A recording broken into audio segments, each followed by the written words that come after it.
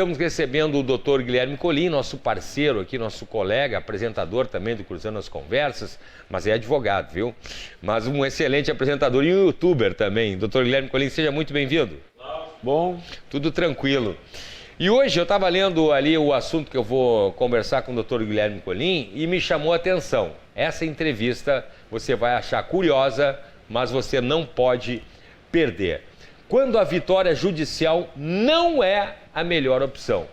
É isso mesmo que você ouviu, viu? Hoje nós traremos casos concretos de diferentes áreas do direito em que o próprio Dr. Guilherme Colim recomendou que seus clientes não o contratassem, mesmo sabendo serem grandes ou razoáveis as chances de vitória judicial, né? Porque tem aquela situação, o advogado olha o cliente e vê que não vai ganhar, né? Então, não vou nem perder tempo ali, mesmo poder ser contratado. Mas não, o Dr. Guilherme falou, não, eu disse para não me contratar, mesmo tendo chances de ganhar o processo. É isso que você está ouvindo, né?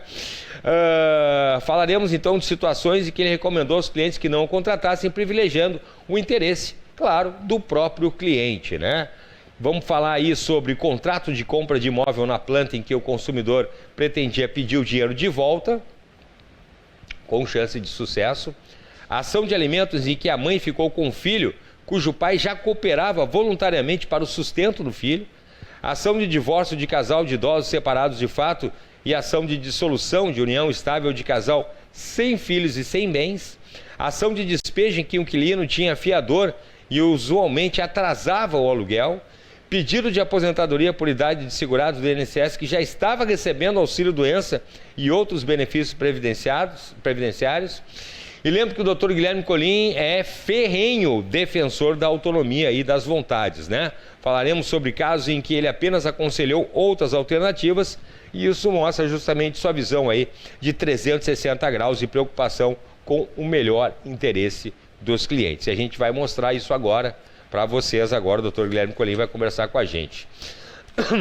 Dr. Guilherme Colim, é muito contraintuitivo uma pessoa procurar um advogado com um caso, né, de grandes chances de ganhar aí esse processo, né, dessa vitória judicial e sair do escritório com um conselho de não contratar serviço nenhum. É isso mesmo, né? Vamos falar então, Dr. Guilherme, caso a caso, como a gente falou ali antes, né? No caso da pensão alimentícia, né? Eu até já sei qual será a resposta aí, mas exemplifique para o pessoal que está em casa qual o motivo. A pensão alimentícia. Eu tenho mais de um exemplo para utilizar.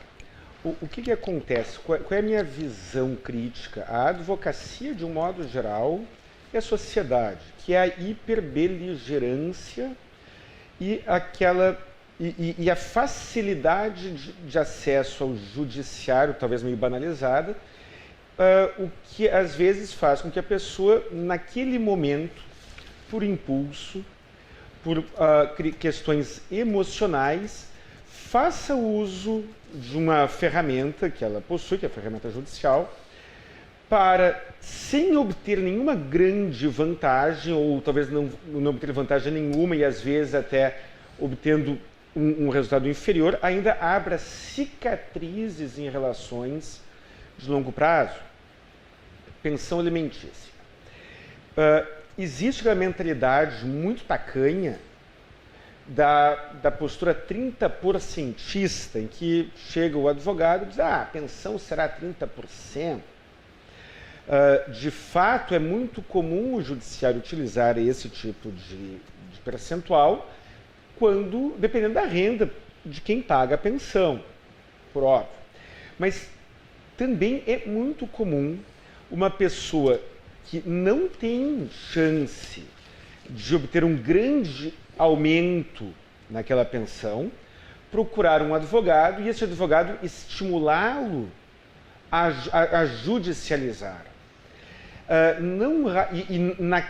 Naquela judicialização, a sentença lá estará escrito lá, julgo procedente ao final.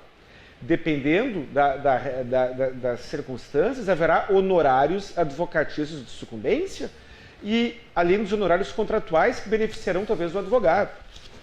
Mas a questão é a seguinte, Qual é o contraponto que eu faço com a grande maioria dos advogados que atuam na área de família e que defendem a necessidade de formalizar e judicializar a pensão? Um argumento que eu vejo com muita frequência, argumento com o qual eu não concordo, que é o seguinte: é bom você judicializar para ter um valor fixo, que aí você terá a garantia de que se o devedor da pensão não pagar, você poderá executar de imediato. É verdade. A questão é que, se a pessoa está sustentando o filho de alguma maneira ou outra, depositando dinheiro na conta, ou de maneira direta, coisa e tal, e a conta fecha, ao judicializar, você iniciará ou talvez precipitará uma discussão que poderá ser evitada no futuro. E quando você chama alguém para a briga, esse alguém costuma se defender e talvez você ganhe aquela briga.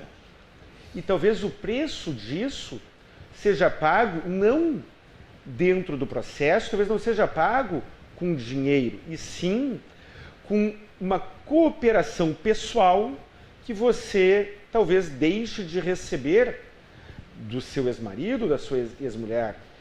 Talvez aquela cooperação, e aí a pessoa, no caso concreto, lá no meu escritório, uma mulher, chegou dizendo: meu filho fica comigo com tal frequência, meu pai dele paga tanto, ganha mais ou menos tanto, fica menos da metade do tempo por opção dele, inclusive, e todo mundo, as minhas amigas, as amigas e os amigos, é a pior coisa que tem, né?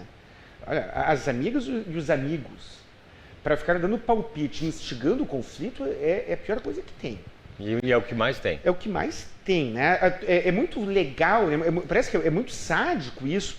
Instiga aquela pessoa para ir para o conflito, mas as consequências do conflito não ficam com aquele conselheiro. É verdade. Ficam com a pessoa que está lá. E aí eu respondi para aquela minha cliente. Primeiro, o pai do seu filho já está pagando aquilo que o judiciário costuma fixar.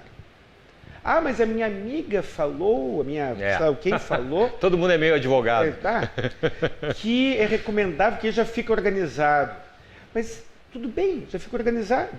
E aí o cidadão ali primeiro já vai iniciar um conflito, já vai ficar com uma situação entalada na garganta. Aí a senhora vai fazer um baita de um giro para obter aquilo que a senhora já está obtendo sem esse estresse. Para talvez ele já se defender e ficar armado, ficar prevenido para uma situação futura em que talvez você precise de uma postura mais cooperativa dele. E mais, como é bom para aquele filho ver o seu pai e a sua mãe sem se enfrentarem. E eu falando para aquela minha cliente, e aí a senhora vai lá e derrota ele. A senhora foi lá e derrotou o cara. Ele não vai morrer, ele não vai desaparecer. Vai ser apenas mais uma pessoa que tem um elo com a senhora e que tem uma mágoa, vai ter uma mágoa da senhora. E a senhora vai trocar 6 por meia dúzia numa situação dessas. Mas, informei, se a senhora quiser entrar com ação judicial, beleza, pode entrar. Pode entrar. Eu não entraria e o meu conselho é, se preciso for, o judiciário continuará lá. O judiciário vai continuar ali. E nessa questão de alimentos, ele costuma ter uma resposta rápida. Ele continua ali. E aí, a pior coisa que tem é a pessoa pensar com o fígado. A pessoa pensar com o fígado o que é. É a pessoa tomar decisões que deveriam ser racionais e lógicas, mas utilizando o critério emocional, a mágoa de um desaforo do passado. Em vez de focar nos melhores resultados do futuro, focar nas mágoas do passado. E aí todo mundo perde. Inclusive a pessoa que às vezes vai no escritório daquele advogado. Para o advogado é muito bom. Ele vai receber, vai cobrar alguma coisa, vai receber. Mas será que para o cliente é a melhor opção? Proponho uma visão 360 graus, proponho uma reflexão fora da caixa. É isso que eu faço na minha vida pessoal e sempre que alguém conversa comigo. Inclusive tem uma forma também ali do próprio Poder Judiciário de antes de um conciliador, não tem antes ali, né? Só que aí já é o Judiciário, nesse momento, Primeiro, ele é impositivo, ele obriga o cara a ir numa audiência de conciliação, de mediação. Isso. Segundo, a dinâmica dessas audiências, ela costuma ser muito engessada. Ela é impositiva e engessada. Terceiro, ela não respeita, na maioria das vezes, o ritmo pessoal de cada um. Não estou dizendo que o judiciário não deva ser utilizado. Estou dizendo que, muitas vezes, ele não é a melhor opção. Mas, sim, quando não tem outro jeito, azar. O que eu vejo é uma inversão, em que muitos advogados instigam a beligerância e apontam a medida judicial como a primeira opção, quando deveria ser a última. Ah, mas vai ter lá, tem uma audiência de conciliação, uma audiência de mediação. Sim, mas aí o seu ex-marido ou a sua ex-mulher procurará um outro advogado e você não sabe o que o outro advogado aconselhará para ele. E hoje as coisas estão funcionando. Aí você inicia um conflito que você não sabe como vai acabar. Mesmo que você ganhe a ação, você não sabe quais são as consequências, quais são os efeitos colaterais daquilo. E podem ser muito ruins no longo prazo. O tempo passa rápido, seu filho, que idade tem seu filho hoje? Seu filho hoje tem 5 anos, 6 anos? Seu filho tem 7 anos. Daqui a 10 anos ele está fazendo vestibular. 10 anos passam rápido. Daqui a 15 anos está na formatura. Digamos que se conclua uma faculdade. E aí, o seu filho poderá, lá na formatura dele, ter o pai e a mãe dele uma relação saudável ou não.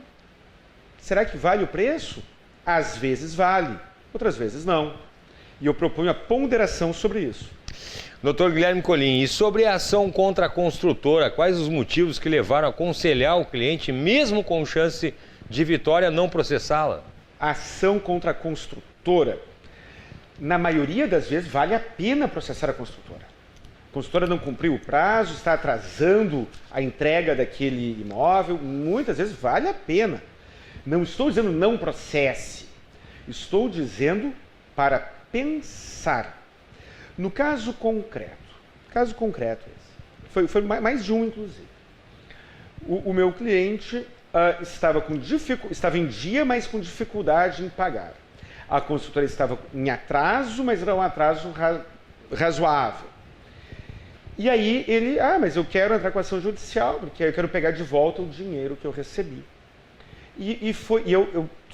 Eu já falei para tu já sabe, né? Além de estudar direito, eu também estudei economia e gosto de pensar, de mixar conhecimentos multidisciplinares. Recomendo que você faça o mesmo. E aí o meu cliente chegou dizendo o seguinte: eu tenho direito de receber de volta? Tem direito. O senhor vai entrar com ação judicial, o senhor provavelmente vai ganhar a ação, será abatido tal cláusula penal aqui no contrato, uma multa de tanto, será abatido assim, assado, o senhor ganhará a ação provavelmente. Mas vamos pensar um pouquinho fora da caixa. As soluções óbvias são muito sem graça. É muito medíocre, aliás, é menos do que medíocre seguir a manada sempre. Às vezes a manada está certa, mas às vezes não está. Vamos avaliar o que o mercado imobiliário nos diz. Eu peguei e acompanhei, vamos entrar aqui, procure aqui, vamos olhar aqui os anúncios das imobiliárias, vamos olhar aqui o que o mercado tem. É possível vender um contrato imobiliário em andamento, fazer uma cessão de direitos, e o valor que você vende aquele seu contrato poderá ou não, depende do caso, ser muito maior, ou um pouco maior, ou talvez saia o quanto maior, do que aquilo que você já pagou. E aí eu cheguei para o meu cliente e disse: quer entrar com ação judicial? Eu vou ficar muito contente. Eu, Guilherme Colim, vou ficar muito contente. O gerente do meu banco vai gostar, porque o senhor vai me pagar, eu receberei aquilo que nós contratarmos, eu vou ganhar essa ação judicial, mas, dica, procure algumas imobiliárias e faça uma cotação do valor deste contrato que o senhor tem. E aí, o que aconteceu? Ele comprou um imóvel na planta, numa determinada fase da construção, lá no início. O tempo passou, ele se apertou, a construtora de fato atrasou um pouco, estava em atraso. Só que o mercado estava pagando, investidores imobiliários, pessoas interessadas em comprar o imóvel, estava pagando mais do que ele teria condições de receber numa ação judicial. O judiciário, naquele caso concreto, entregaria para ele um valor de devolução menor do que uma pessoa, do que um investidor imobiliário talvez entregasse. Isso não é uma regra geral, não é receita de bolo. Então, minha dica, pense, reflita, pondere, avalie as opções antes de sair ajuizando ações judiciais, tipo bicho. Se você for advogado, recomendo que oriente o seu cliente a ponderar sobre todas as opções que ele tem. Alerte o seu cliente sobre o tempo de demora de uma ação judicial e as opções que ele tem dentro do contexto dele. Não estou dizendo para você impor a sua vontade. Estou dizendo para você lembrar destas variáveis e dos efeitos colaterais. Muito bem, doutor Guilherme, infelizmente nosso tempo está chegando no final, mas a gente tem outros casos impressionantes. Eu não conhecia essa modalidade aí de você poder passar o apartamento ali com um pequeno atraso da construtora. É uma questão negocial. Negocial. A gente ainda tem situações em qual o motivo o doutor Guilherme Colin ter recusado receber honorários advocatícios e aconselhado que seus clientes não lhe contratassem para fazer uma dissolução, uma ação de dissolução de união estável. Não é recusado, é recomendado que não fizesse. Recomendado que não fizessem. Sobre uma ação de despejo por falta de pagamento, né? A gente vai saber por qual motivo o doutor Guilherme recomendou que seu cliente não processasse o inquilino. E também na ação previdenciária, em que momento o doutor Guilherme entendeu mais conveniente para o cliente que evitasse encaminhar o pedido de aposentadoria. Doutor Guilherme, nosso tempo está esgotado, mas eu vou deixar esse suspense no final de semana, hoje é sexta-feira, porque o doutor Guilherme segunda-feira a gente volta. Tem um encontro marcado aqui, segunda-feira. Eu estou curioso para saber os motivos dessas situações. Contatos, por favor, doutor Guilherme.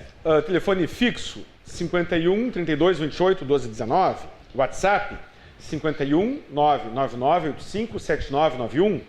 Redes sociais, Instagram, colim.guilherme.